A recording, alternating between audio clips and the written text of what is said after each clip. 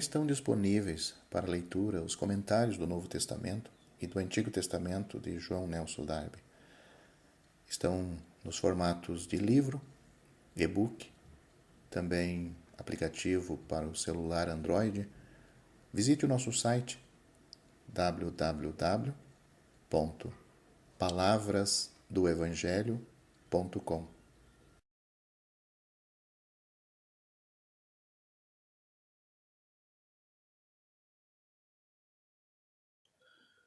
Os Salmos 9 e 10 introduzem-nos historicamente nas circunstâncias em que se encontra o remanescente nos últimos dias na terra de Israel.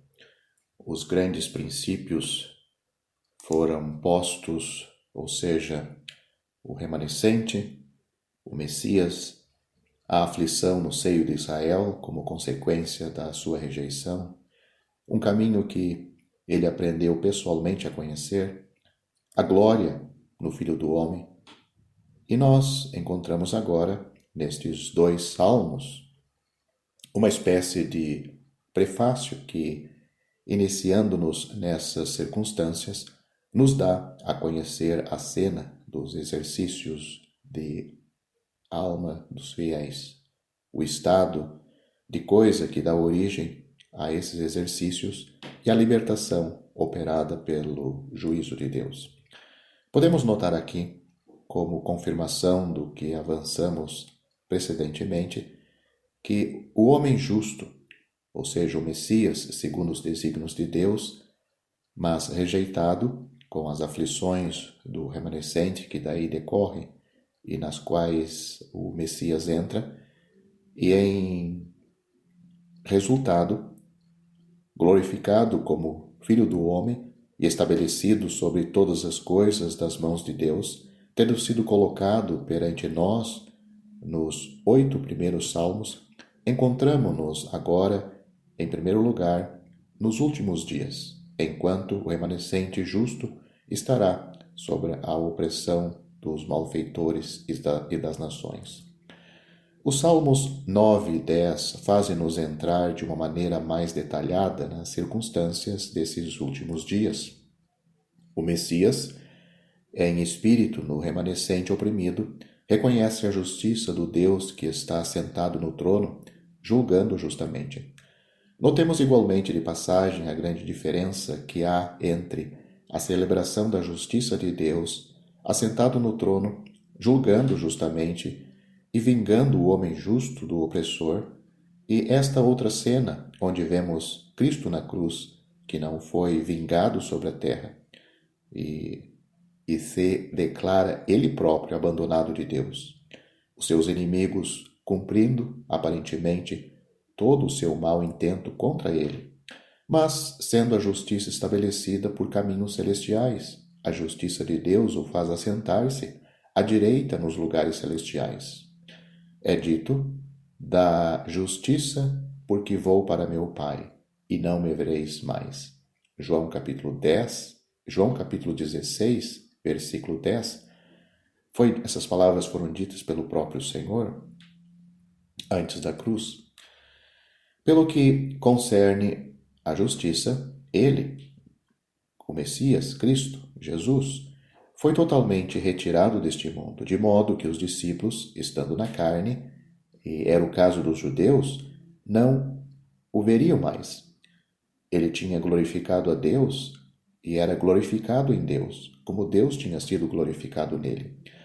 A justiça que julgava o opressor, embora exercida por Deus, pois só ele é realmente justo e tem todo o poder, tinha a sua esfera e a sua medida no governo terrestre e na distinção que fazia entre o justo e o malfeitor no meio dos homens, entre o oprimido e o opressor, ligava-se ao justo governo de Deus.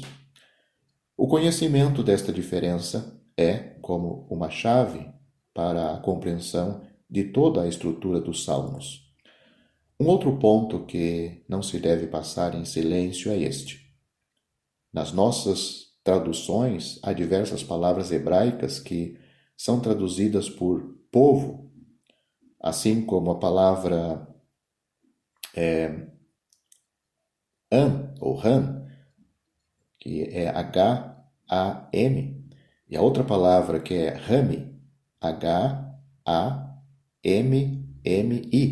no original, que tem o seu significado de povo e meu povo. A primeira tem significado de povo, a segunda, meu povo. Israel, por exemplo, Salmo, capítulo 3, versículo 6, versículo 8. Outra palavra no original é Gojim, G-O-J-I-M, que tem a ideia de as nações ou os pagãos, no Salmo capítulo 2, versículo 8. Isto é, os de fora, em contraste com Israel, povo de Deus. Ou seja, a Bíblia faz diferença entre o povo, quando trata da nação de Israel, e as nações, quando trata dos pagãos. Israel é uma vez designada por esta palavra para assinalar a sua culpabilidade, ou seja, ela também é chamada de nação, Gojim. No Salmo capítulo 43, versículo 1.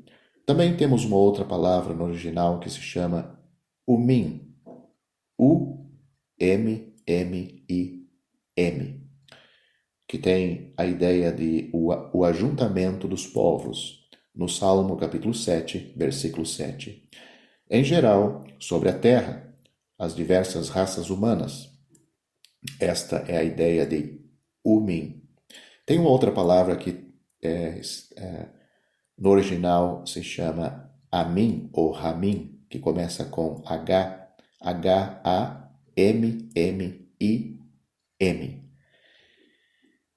É um plural, está traduzida como os povos. Leia isto no Salmo capítulo 7, versículo 8. Eu penso que são as nações consideradas em conexão com Israel, restabelecido e colocadas em relação com Judá, aí nesta passagem de Salmo capítulo 7, versículo 8. O Salmo capítulo 9 apresenta-nos o Eterno, o Altíssimo, nome que Deus toma em relação com os judeus, por um lado, e com o cumprimento milenário das promessas feitas a Abraão, por outro, libertando o povo da opressão dos gentios e pondo fim ao poder do malfeitor pelo julgamento. O judeu libertado celebra essa bondade que reivindicou os direitos do justo e manteve a sua causa. É realmente o Espírito de Cristo que fala aqui, como tendo tomado em mão a causa do justo, é o direito de Cristo. Se o judeu tem algum direito, é por Cristo, e se os fiéis invocam esse direito, é Cristo que põe as palavras na sua boca. Com efeito, se Cristo não tivesse entrado nas suas aflições, e se não lhes tivesse dado essas palavras, eles não teriam podido falar do meu direito. Entremos agora um pouco mais nos pormenores das circunstâncias em que o Salmo nos inicia. O homem humilde e oprimido celebra Deus de todo o seu coração, sob o duplo nome de o Eterno e de o Altíssimo. Compare, por exemplo, o Salmo 91 com Gênesis capítulo 14, versículos 19 a 20. A derrota dos seus inimigos não é somente uma vitória humana, eles caem e perecem perante a face do Eterno, que interveio para reivindicar o direito do justo e manter a sua causa, mas propriamente o direito e a causa de Cristo, que se tinha colocado ele mesmo no meio dos fiéis nas suas misericordiosas simpatias. No versículo 6 deste capítulo 9, encontramos um princípio importante para a fé em todos os tempos e em todos os lugares. Então, realizado de fato, os esforços do inimigo neste mundo são temporais. Pode, se Deus lhe permitir, destruir a prosperidade presente, mas o Senhor permanece para sempre. Nós não temos senão que fazer a sua vontade no caminho que temos na nossa frente. Ao fim e ao cabo, a sua vontade, a vontade de Deus, cumprir-se-á sempre. Essa vontade que nós cumprimos no decurso da nossa vida, talvez em aflições e sofrimentos, dominará certamente no termo do percurso. Chegará o momento em que todas as destruições deviam terminar para sempre. As cidades e as memórias tinham sido destruídas. O Eterno permanece para sempre. Temos ouvido falar da paciência de Jó, foi durante o curso da sua provação, mas conhecemos o fim que o Senhor lhe proporcionou. E essa paciência torna-se um fundamento de fé. A fé, a verdadeira fé, anda sempre com aquele que tem o fim nas suas mãos, ou seja, com o Senhor. Ele está assentado para sempre, preparou o seu trono para o julgamento. Julgará com justiça o universo e exercerá o juízo sobre os povos com retidão. Tal é o caráter bíblico do Eterno. Mas há um lado particular do seu caráter pessoal, se assim se pode dizer, cuja manifestação pública também constitui o assunto principal do Salmo capítulo 9. Com o primeiro caráter público de que acabamos de falar, forma realmente o grande tema de todos os salmos. Estes dois caráteres são conhecidos somente da fé e são celebrados por antecipação. O segundo caráter é que o eterno Deus é um refúgio para o oprimido, um refúgio no tempo da angústia. É por isso que os que conhecem o seu nome se confiam ao Eterno em todo o tempo. A sua intervenção em favor daqueles que o procuram nesse dia tornará o seu nome glorioso em todo lugar. Um outro ponto nos é ainda apresentado aqui. O Eterno, ou seja, o Senhor, revelando-se assim, habita em Sião. Os seus prodígios, isto é, o que ele faz para a glória do seu nome, pelo julgamento em favor do remanescente, será publicados entre os povos, a fim de que os fiéis do remanescente sejam espiritualmente preparados para se confiarem a ele. A palavra hebraica que encontramos aqui não é a mesma que é empregada muitas vezes para designar os povos. E esta palavra particular deve aplicar-se, penso eu, às nações que Deus reconhece. O Senhor regressa, por fim, a Sião.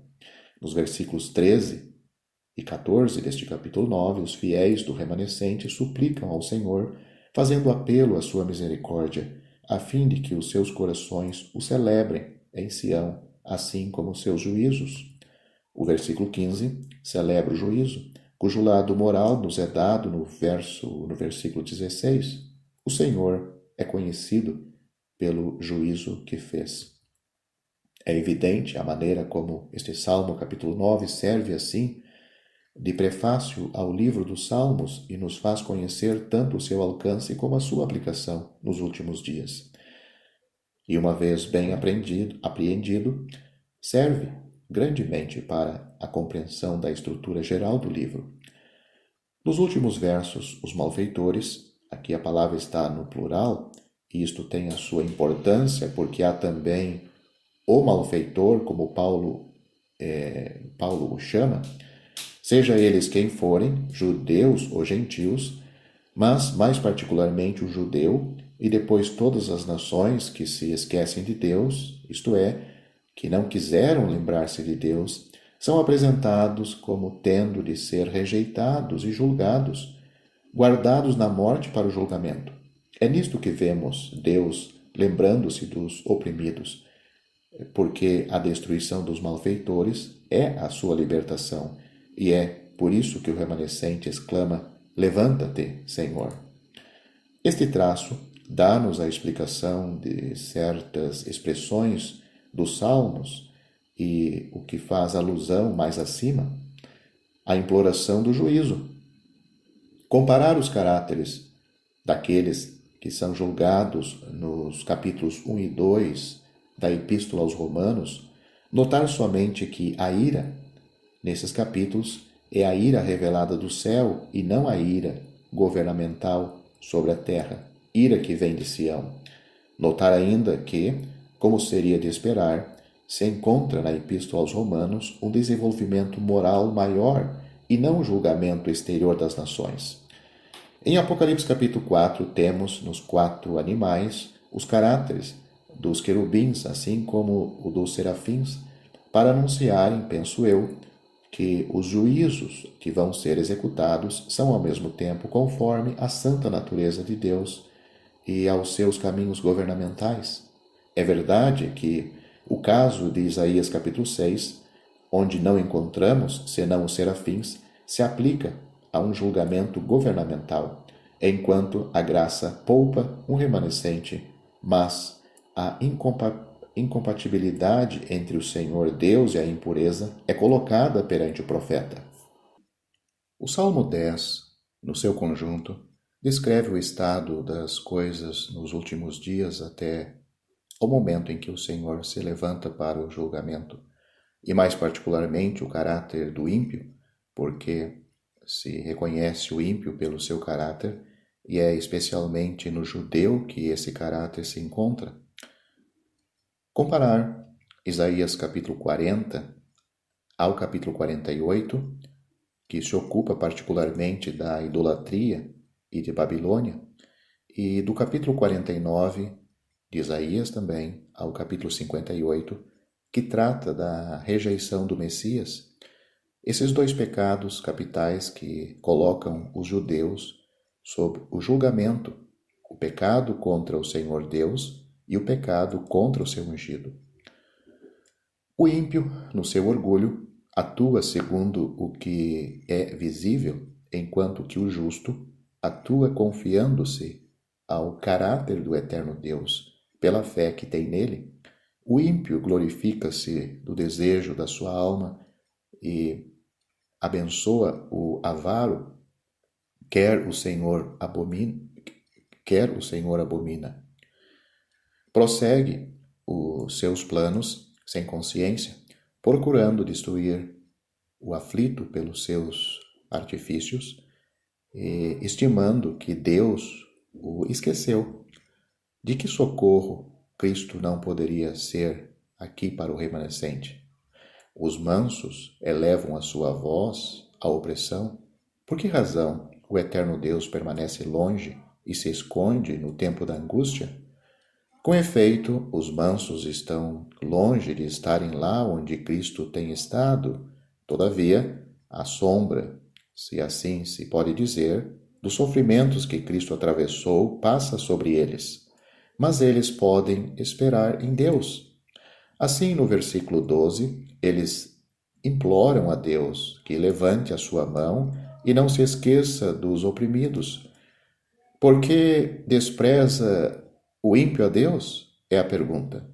O Senhor o viu e o tomará sob a sua mão, mas o pobre e infeliz encomenda-se a Deus. Os versículos 16 e seguintes celebram a entrada do Senhor em cena, em resposta às súplicas dos mansos e os resultados que decorrem dessa intervenção. O Senhor é Rei eterno. Os gentios serão desarraigados da sua terra. Eis o julgamento público. Depois vem o julgamento secreto de Jeová. Jeová atendeu o desejo dos mansos, preparou os seus corações, ouviu os seus clamores, e a sua resposta será o juízo. Fará justiça ao órfão e ao oprimido, de modo que o homem que é da terra, que tem a sua força e a sua esperança na terra, não prossiga mais no uso da violência. Algumas observações suplementares acerca dos dois salmos que acabamos de percorrer, o Salmo 9 e o Salmo 10, não serão fora de propósito.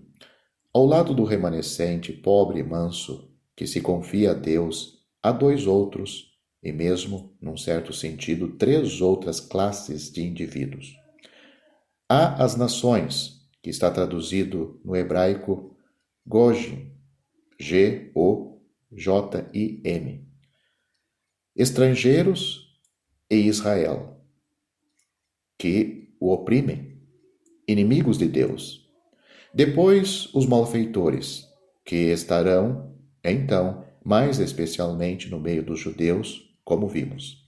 Mas estes malfeitores são mencionados num duplo ponto de vista, e é por isso que eu falei de 3 classes de indivíduos. Em geral, nestes 2 salmos, quando se trata dos ímpios ou malfeitores, fala-se no singular. Mas, em alguns versículos, fala-se no plural, a fim de mostrar que eles serão todos precipitados no inferno. A expressão ímpio ou malfeitor ou malvado no singular define o caráter, embora eu não duvide de que haverá um ímpio ou malfeitor particular. As palavras que são as palavras hebraicas arashab, o arashá, que é H-A-R-A-S, H-A e H novamente. E tem outra palavra hebraica, anomos, que é o A-N-O-M-O-S. Isto está transliterado, é claro, né? Que seria o anticristo. Então eu vou pronunciar esta frase novamente.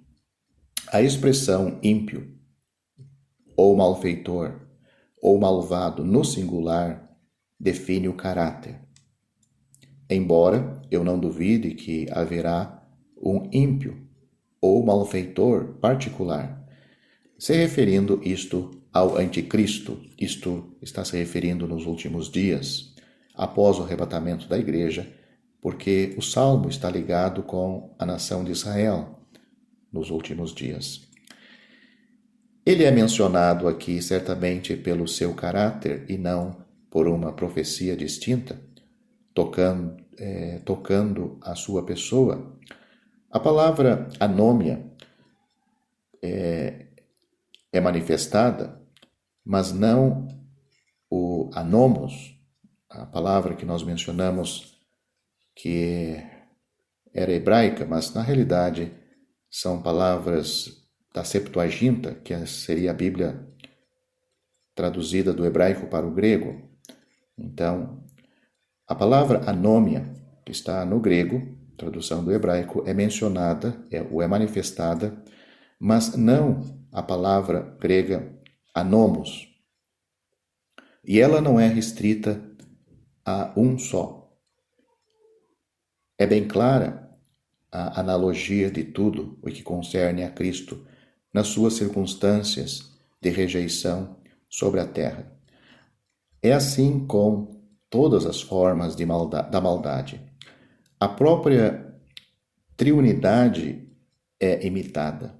No mal, em Apocalipse, ali se encontra a cidade da corrupção, com também a esposa de Cristo, e assim por diante. Até aqui, exceto para o que é do Messias, dos desígnios de Deus, apresentado no capítulo 2 do Salmo capítulo 2, o homem justo tem sido colocado perante nós, caracteristicamente desta forma. Aqui, porque isto se torna necessário, a palavra de Deus caracteriza toda a classe dos indivíduos opostos ao Senhor Deus e ao seu Cristo, embora um só homem pudesse ser a expressão concentrada, por assim dizer, desse caráter, quando fala do anticristo. O remanescente era chamado a julgar moralmente, segundo esse caráter. Note-se, além disso, que os ímpios são julgados com as nações. Caem todos juntos sobre o mesmo juízo. Os ímpios serão lançados no inferno, com eles todas as nações que se esquecem de Deus. Repreendeste as nações, destruíste os ímpios? É isto que diz capítulo 9, versículo 5. O Salmo capítulo 9 apresenta-nos, como vimos, o aspecto geral da intervenção de Deus em juízo. No Salmo capítulo 10, temos mais particularmente a posição do remanescente, afligido e atormentado interiormente. É por isso que vemos que é feito menção do ímpio, um homem, no singular, e não das nações, até quando da execução do juízo, eles se encontram todos igualmente suprimidos da terra do Senhor Deus, de modo a identificar o juízo com as declarações gerais do Salmo capítulo 9. Seria inútil acrescentar o quanto tudo isto responde plenamente à história que nos é dada nos últimos dias.